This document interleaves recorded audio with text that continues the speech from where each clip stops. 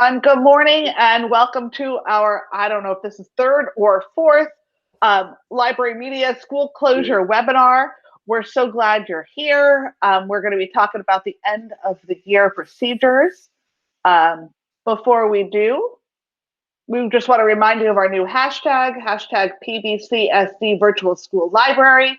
People are definitely beginning to follow that. All kinds of good news being shared that way. And so please use it when you are tweeting. What? Oh, no, that's right. If you haven't already done this, please don't integrate teachingbooks.net into Mac and Via. We had a couple of people do it already. We get our access through the portal. If you've already done it, it can be deactivated. Just email us and we'll walk you through the process. But if you haven't done it, don't. We pay for this access, and the access will be much better and richer through our portal. Especially if you're promoting that to your teachers. We want to, teachers are starting to really wake up to our digital resources that they haven't tapped into before. So it's our opportunity to advertise what we have and what's going to stay after the crisis. So we'd love it if you promote the Teaching Books tile to the teachers, because that's still going to be there after that offer in Mac, and it's going to have to disappear. So, and it works better, and it's going to get even better. So if you promote it that way, it'd be super. Exactly. So we're going to talk about ending our virtual school year today. Started off great, and we've been navigating these uncharted waters, and we're going to be ending it slightly differently than we normally do, but that's okay. Holly Ann and I are here to help you through that process. So in case you hadn't noticed, this year is completely different. So the end of the school year is going to look completely different. Your end of the year to-dos are to complete a library survey by May 8th, 2020. We will be sending this out via email on Friday. It is not a difficult survey. It is not dramatically different from anything you've seen before, and you should be able to complete this easily from home. But we are asking that you complete it within the 2 weeks. Please close open inventories and finalize without setting those items to loss by May 8th. And then formulate a plan for reopening your library and welcoming your students back to your school. Right. So those are our three items that we'd like for you to complete as a closing for the school year. And there's the next two slides give you the steps to find your open inventories and close them out. And there's a couple reasons we're asking you to go ahead and do this. And I know some of you probably started inventories, put some work into them, and then there they are sitting. And you would have finished them if you'd had the opportunity. Yes, you can have an inventory open for a period of time, but the longer it's open, the less informative it is, because the stuff that you already scanned has maybe walked away in the 2 years that you've had the inventory open. And we have people that have open inventories sitting since the beginning of Destiny. So we don't want to leave these open and try to use them next year. We want to start fresh. So when you want to close an inventory that you haven't properly finished by scanning all the items in that section and looking for the things it's telling you are unaccounted for, you do it this way. Okay, you pick the inventory, you click finalize, and Lisa, if you'll click to the next slide. When you click finalize, you will get this box, and I always say this way: click finalize, stop, breathe, and change the radio button to ignore. Okay, we're such happy clickers. We click finalize, and yes, baby. And now you have sent everything in your library to lost. Okay, so just take a second, read the box, and change the radio button, and you'll be good. And all this does is it closes the inventory without effect. yes, in essence, it's wasting that inventory. It didn't do anything. It didn't reconcile anything in the catalog. It didn't inform you in any way, but it also didn't mess up anything. So we're asking you to go through and close any inventories that are open. And so if you see old inventories that 2 media specialists ago were created and you can see them, follow the same steps and get rid of them. And we're asking you not to set it to lost for a couple reasons, and we're going to connect those dots as we go through this presentation today, and talk about the rest of the things we're doing and a little bit of our plan for next year. So go ahead and just set things to lost and look away for now. You will end up with a button that says view lost.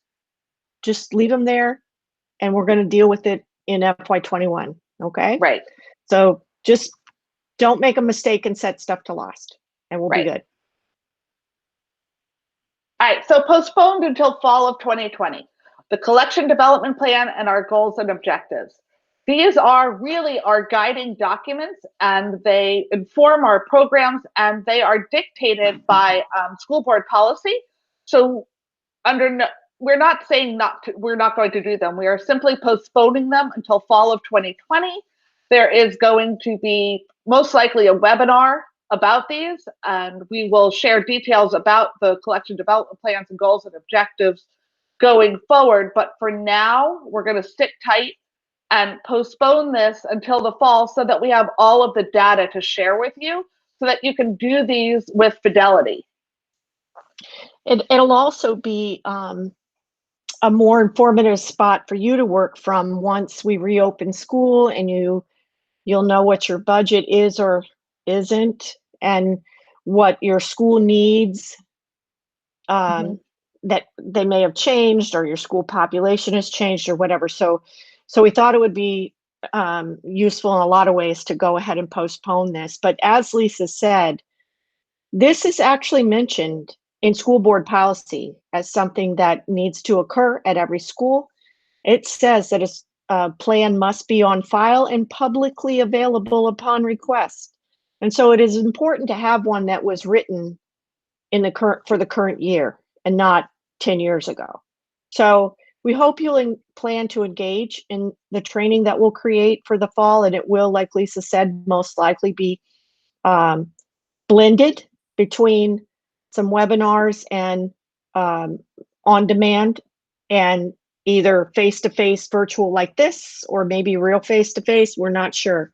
The training schedule is really tight next year, even if we go back to the regular way of doing things. So we hope you'll plan to engage in that. We know August and September are crazy busy for you guys, but we'll probably have to launch it in the fall to kind of be inside school district policy and have that plan ready to guide your program for the year. So we appreciate you understanding that in advance. So get jazzed for it in August and September.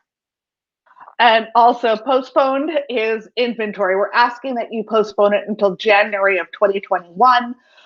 As we go through the next couple of slides, you'll see why we're asking you to postpone it until 2021, till January. We know that a lot of you like to start on inventory right in the fall, but there are some good reasons for postponing it until mid-year. So when we reopen, it's going to take a lot of teamwork. We're all going to have to work together. Elementary, middle, high school librarians are going to have to work together to get all of our books back and get our libraries reopened and our programs restarted.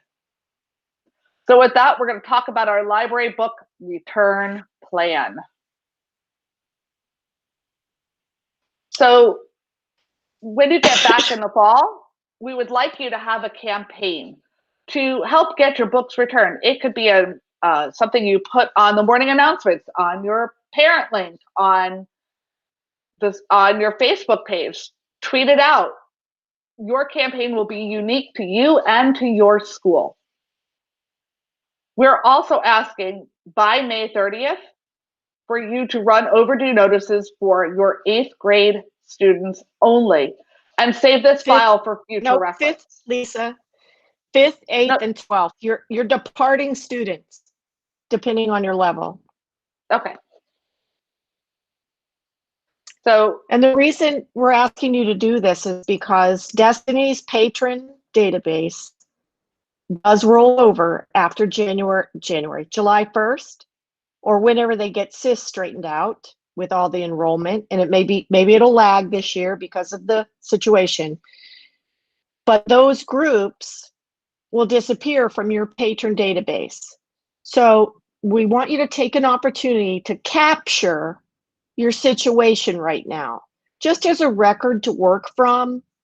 We're not going to send this out to students. We're not going to put this in SIS. We are not going to change this into bills. We just want to capture your 5th grade or your 8th grade. And for what good it's going to do, you're departing 12th graders for the high school people. Yes, they will appear on the overdue notices of the school that they land at next year. But it's harder to see them, and their obligations will all be combined at that school.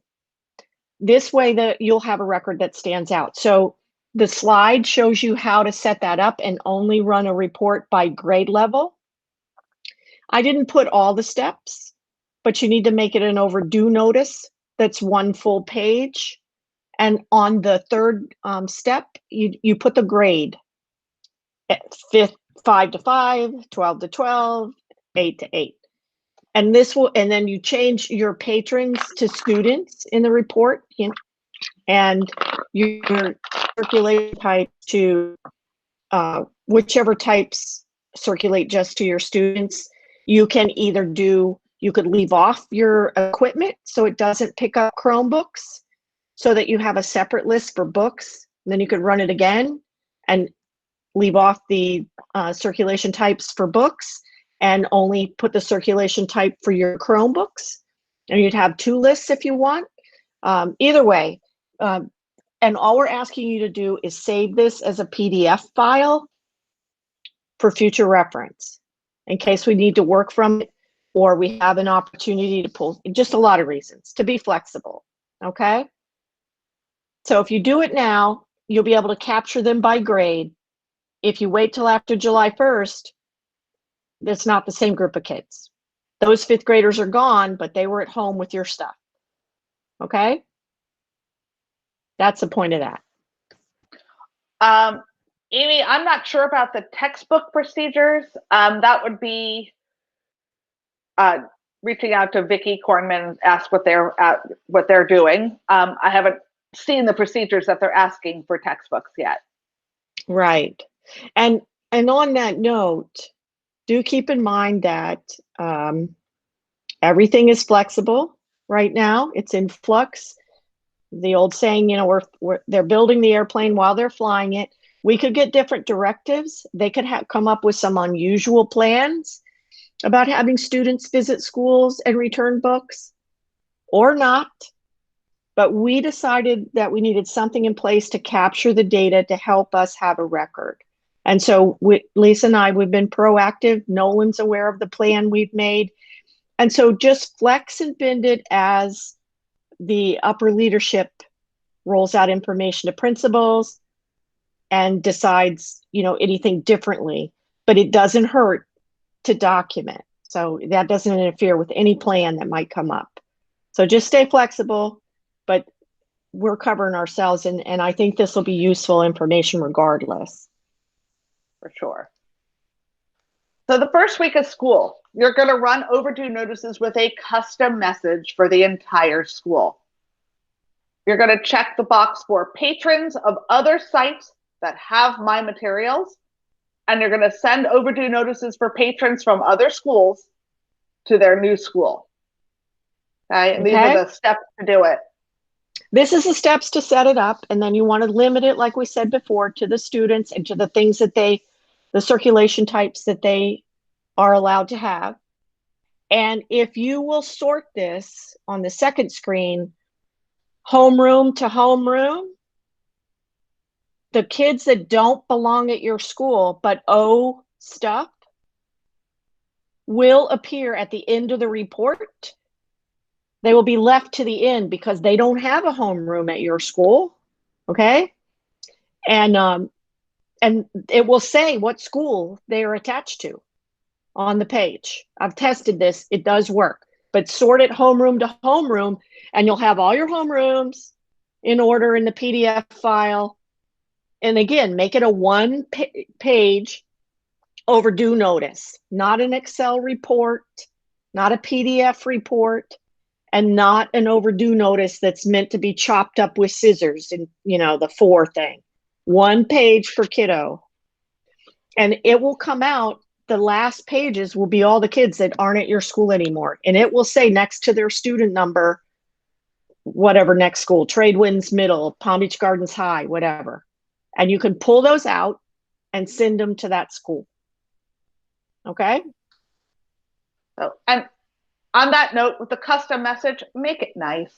Please, please, please. You catch a lot more flies with honey than you do with vinegar. The nicer you are, the more likely they are to want to bring those books back to you. So,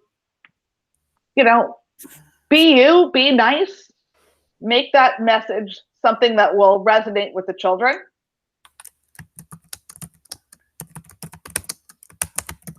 All right, you're going to collect books for 3 weeks. Then you're going to run the same report again, checking patrons of other sites that have my materials. You're going to send overdue notices for patrons from other schools to their new school.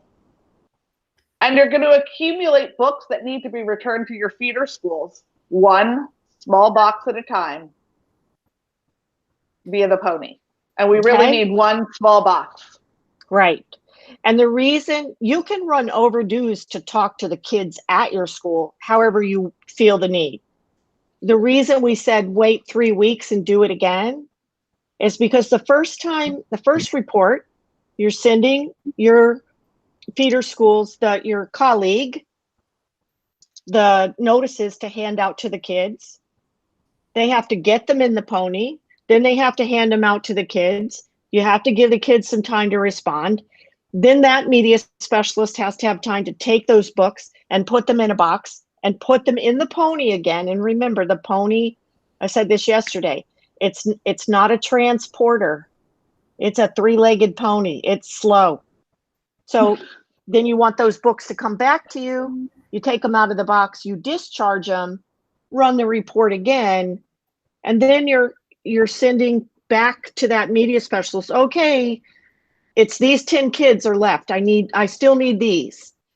Instead of bombarding people every week with the same pile of notices. Okay? Giving it a chance to go back and forth. Working with the system that we have.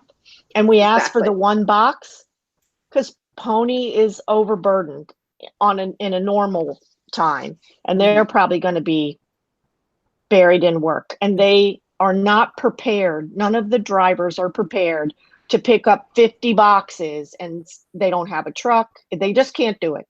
If you put 1 box at a time or an envelope or whatever, they'll accept it much better and it'll work better, and we'll be considering their needs. So, right.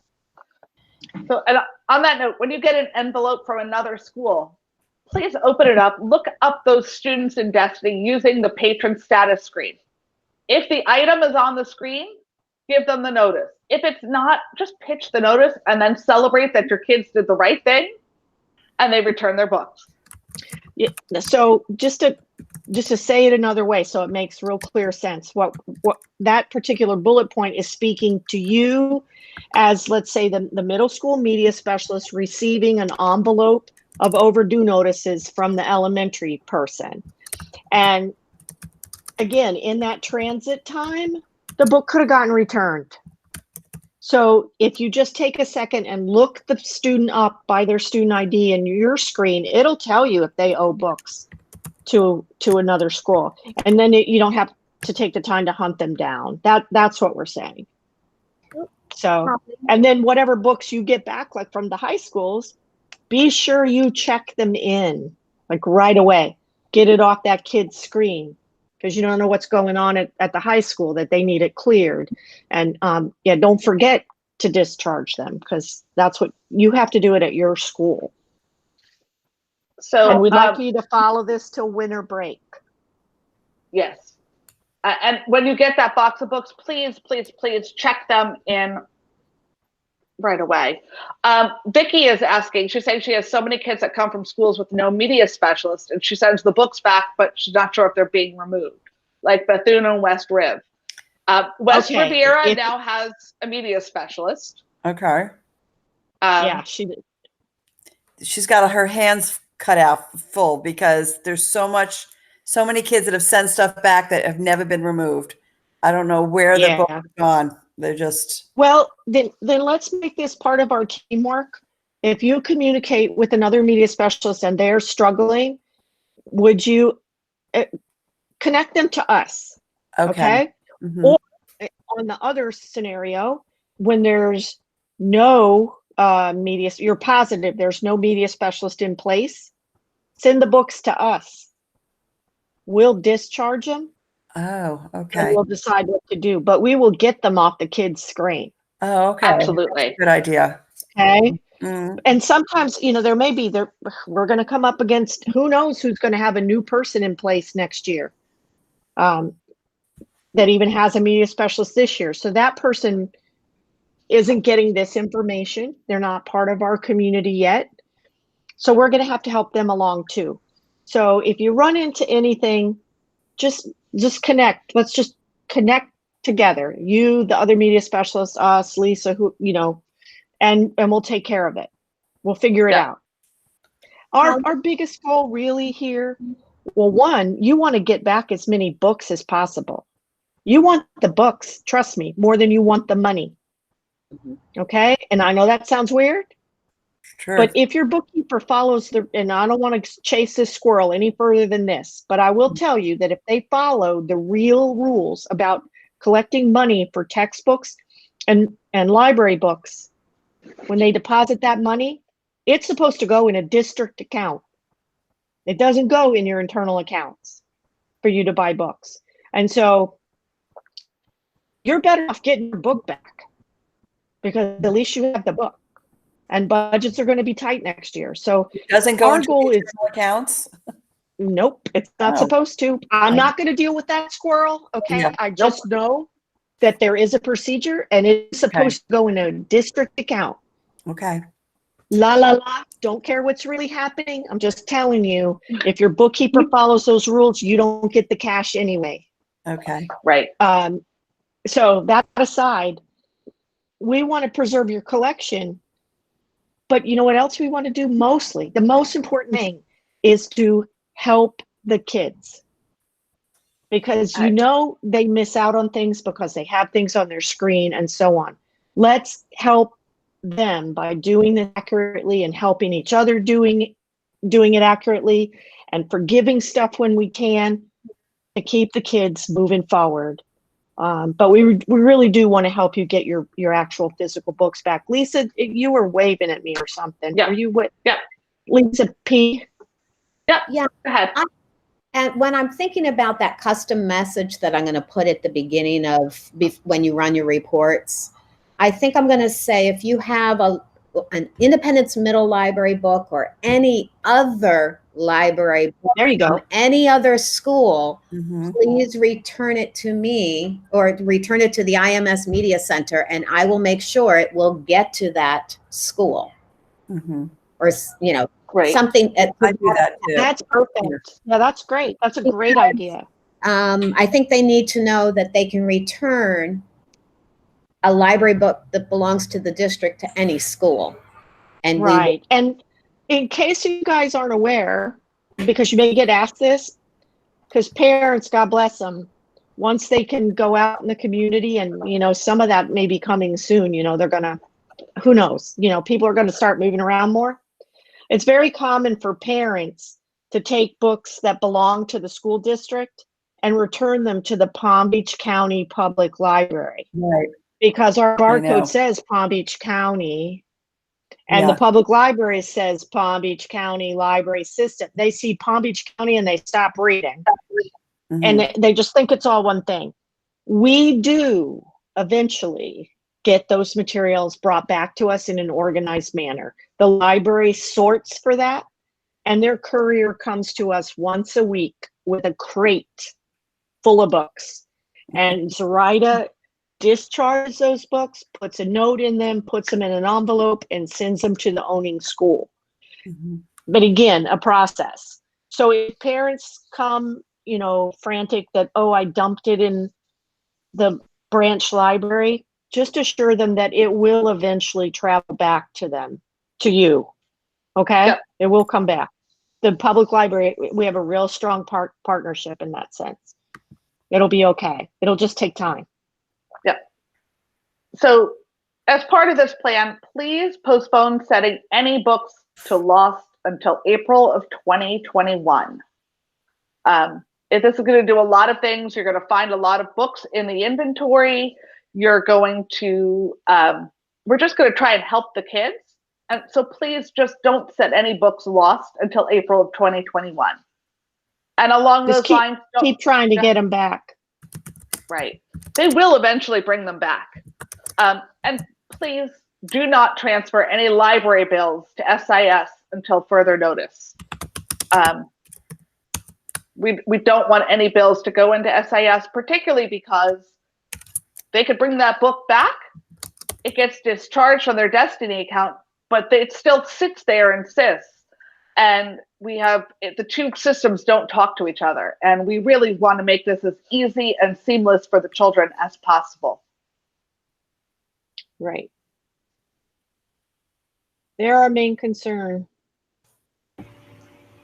So do we have another slide about the inventory, Lisa? Because I remember yesterday we talked about that logistics of doing the January inventory. Is that? We didn't have another slide. Okay, so it made me forget to say this. So before we wrap up, in January of 2021, we're going to ask you to do your inventory. Okay, rather than doing your inventory the first semester, we're going to ask you to open up your inventories in January of 2021 and to do the main sections that circulate to students. Your fiction, your nonfiction, and then for elementary, that would be easy. And the reason, and I know that's big, but if you'll do this, it will help clean up the records of a lot of kids. Your building's been sitting empty, but there's been people there. After they sent the teachers out, the administrative staff was there. I had clerks calling me saying, oh, my principals told me to work in the media center. What can I do? Not a lot of them, but some. You don't know who was wandering through that room, dumping books on a table, sticking books on your shelf that kids brought back. So by doing a complete inventory, it checks in the books that were accidentally shelved as checked out, and it also resets them from lost. So we're going to ask you to do that big inventory. And at that point in 2021, when you do those inventories, we ask you to study those lost lists, make a decision, what you can find and what you can't find, and do what I call the frozen thing and let them go. You're going to set your unaccounted for to lost. You're going to look at your lost list and you're going to delete your lost. This will clean your catalog.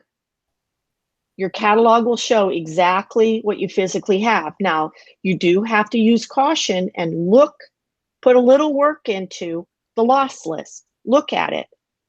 Do I see any trends here? Do I see a whole set of class novels or some item that jumps out at me like, wait, I know where that's sitting. You just go scan it. It takes it off the lost list. So you have to look at it and put some thought into it before you press that button. But we have schools that have, and I'm sure it's none of you guys because you guys are so actively involved with us, but we have schools, their lost list goes back to the beginning of Destiny. There is no point to having 8,000 items on a lost list. Okay, that counts in your collection, but you don't really have them if Destiny thinks they're lost. So we'll do that in 2021. Everyone's lost list will be clean. And that's why we're saying waiting till April to decide to, give up on the books you couldn't get back and set those to lost. Then you'll have a very short loss list. It'll involve intentionally, we're sorry, Johnny couldn't find this book. We set it to lost. You see what I'm saying? Mm-hmm. Your loss list will be so much more informative. Your catalog will be cleaned up. It's going to be well worth it. Right. It's So going to that's give why you the postpone until 2021. Right. And that's the connection between not setting any books to lost until April. Because we want you to dump that old loss list at the end of your inventory in January, February, as soon as you can get that done. And start your loss list over. That way, when you analyze your collections and you send it to Follett or Mackin or whatever vendor of your choice, you get an accurate snapshot of really what's in your library. What do you need? What areas need work? Right? What areas do you need to weed? What areas do you need to add to? That clean inventory is really going to help you inform your program. Lisa, I have a question. So is it okay, like through next year, because we have a lot of kids that they have overdue books from like when they were in second grade, and my media clerk is a stickler when they come in to check out books that, she tells them, go home, see if you can find the book, and she'll let them check out a book from us. But then it turns into, I feel sorry for the kid, because every time they come in, she says, have you found that book? Have you found? I don't know. I don't have it. And, she's often asked them for payment to send to the kid, and they just don't respond. And right. Yeah. So, and I kind of feel sorry for them, because some of them, that's their only outlet when they get home is the books that they take home from us. Exactly. So, and I know that their parents don't have the money to send in to replace the book. And so I don't know. And then I just feel bad, because I feel like they're being badgered every time they come in. Like, don't forget you have this book, and it's like a third grade book, and now they're in 7th or 8th grade. Right. So with us cleaning this up this year, if we just make the point of, if I have a high school media specialist email me and say, hey, this media specialist book or this media book's been on there since they were in 6th grade, they can't find it, I normally go in there and take it off. Yeah, that's what we'd like for people to do. Okay. Here's the thing. You made the exact point, Casey. If everyone doesn't, because it's not required, but if everyone did their whole collection that circulates to kids every year, some of that stuff would get cleaned up. Because that elementary school, when they scan, 3 Little Pigs that Joey Smith checked out in kindergarten and now he's in high school, when they scan that barcode, it'll take it off that kid's screen. Some of this stuff that's, randomly sitting on the shelves. Right. And it does happen. And it's not everything, but so that cleanup, that if everyone will participate and do this, it'll clean up some of that stuff for kids. And then Nolan has a goal to work on a program where we can consciously think about forgiveness for some of these things, that are 6 and 8 and 10 years old. It's just silly. And to help this issue, because no one comes out a winner in it. You're not going to get money, like Casey said, from kids at the book, 8, 10 years ago. Your school technically doesn't get the money. It goes into the large account at the district level to replace textbooks. Nobody's a winner. Okay, so I'm going to out on school stuff. So we got to work on it. Okay, I think that's what I'm going to just keep like kids that I know that are at our school, and make contact with them and either have them bring the book back or whatever, and then contact the elementary school and say, here's where we're at. And if they don't have the money or whatever, just, or if they won't remove it, is maybe just kind of get you guys involved after I've already tried to reach out to the elementary media specialist. Okay, thank you. Oh, you're welcome. So if you haven't been to Library Current lately, you should go visit it. There are some new pages, lots of new information. We also now have a custom domain. You can get to it from librarycurrent.palmbeachschools.org. The bit.ly still works, but we have this wonderful new custom domain. And if you have a virtual library, if it's a living document, it's a Google Classroom, let us know. If it's any of them, we're showcasing them on our virtual libraries in action page. We have been tweeting them out. Keith Oswald has taken notice of them. So we want to share your libraries with the world. So please, please, please share it with us, and we can share it out on Library Current. Lisa, I have a question real quickly. Sure. My principal had me create a 2-minute video that I'm going to be in the process of sharing as soon as I get out of this Google meeting with my school and the parents and everyone. Should I go ahead and send that video, the promo video, too? Do you have a Google site as well? I have a Google Classroom, and it's just opening up today. I finally got approval for the video and everything from my principal. So go ahead and send me a link to the video and a snapshot of your Google Classroom, and we can feature it on the site. Okay, great. Okay. Because everybody is doing their virtual libraries in a different way. It's been really wonderful to see them all. I can see everyone's personality coming through in their virtual libraries with the medium that works best for them. It's really been a beautiful thing to see. We have our next school closure webinar on the 29th at 11. And then on the 19th of May, we will have what I believe is going to be our last Topical Tuesday. And we're going to be discussing teaching books. And hopefully the folks from Teaching Books will be joining us live for that webinar as well. So that is our presentation for today. If you have any questions, go ahead and unmute your mics and ask away.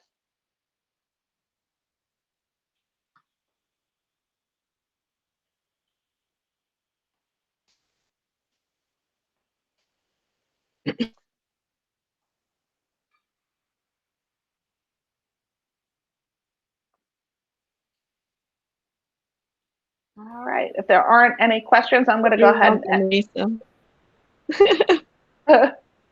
the Lisa recording. P was just saying thank you. Yeah. Hey, Lisa, Holly Ann. Yeah. Hey, good morning. I just Good finally morning. got unmuted. I was having some glitches. This is Jennifer. Just one quick question, not in relation to today. That my clerk, Tracy, is always above and beyond everything. And she asked me to find out what are other clerks doing now. She has finally finished inputting all of the data information of parents checking out those Chromebooks. It's taken her all this time to file all that the way they wanted her to do it. So she's like, what am I doing now? And I said, well, you're working on Messenger and Facebook for me, and she's doing some other things. But is there anything that the other clerks are doing at home that maybe she's just trying to make sure she justifies everything that she does from here on out? Right. Well, Jennifer, I know Tracy works so hard and she's very talented. We did not take ownership of directing the clerks. Not that we've been directing you guys. We've been trying to support you guys in your work. But the clerks, the principals seem to immediately direct them to different things that they needed. And since there wasn't the physical library to work in and Destiny and the book checkout and so on, we left that to schools, to the administrators to assign, and they're doing a variety of things apparently. And we're just not privy to all of it, but I'm sure whatever Tracy does to support you or support the school and the kids will be well taken by the administration. I would just continue to do that. Okay. She, like I said, she goes above and beyond. Sometimes she got unappreciative last week by one of our infamous APs because she was being too helpful to teachers on our local hangout called a think tank, just to supply some information with Google Classroom and whatnot. And she kind of got reprimanded. I'm like, what? This was just a friendly atmosphere. So I said, no, I told her I'd help her to make sure she's doing what I need her to do if they don't direct her with something else. So main thing is just document what you're doing. That's probably true, Jennifer. Yes. Yeah.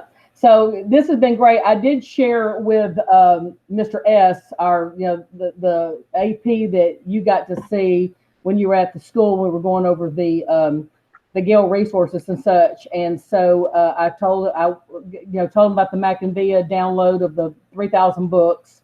And we went through and I guided him through everything, and he really liked the resources. So he wants me to do a training next week with the teachers so that the kids can have access or understand that they can do this over the summer while we've got those books. For as long as Mackin keeps them open, you Right. did tell him it's temporary because we didn't purchase that.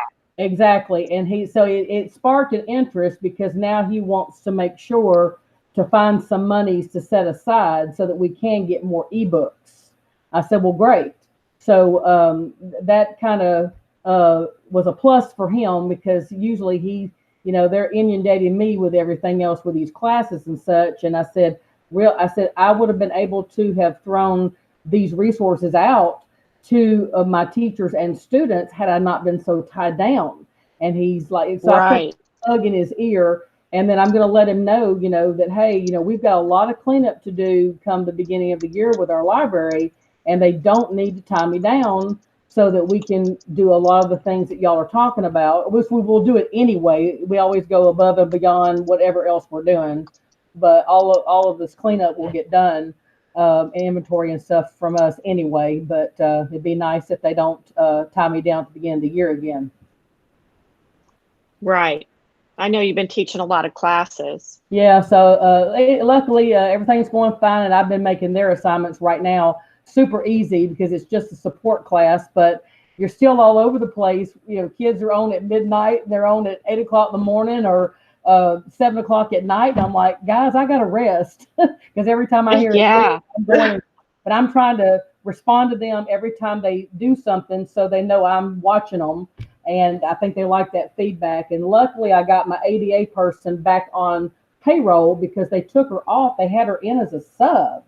And so I'm like, well, don't help until, so I got that fixed. And so now she's calling all the parents and helping me in a different aspect so that we can get everything done. But everything looks good. Thank you for the trainings. I got to go back and rewatch the tropical. I missed half of it because I have grandkids. I have 2 4-year-olds at the house. Luckily, they're not here today.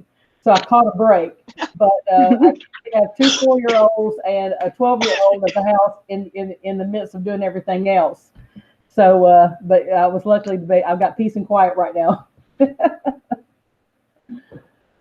anyway, thank y'all for everything you're sharing and training, and it looks great. And, just keep it up and stay safe, be well. My husband just called me and said, one of the track harvesters that was out at the Grove, they've just sent him in to be tested.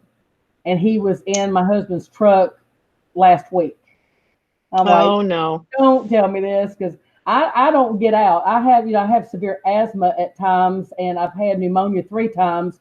So he doesn't want me going anywhere because I could be very susceptible to anybody. And so I kind of stay put.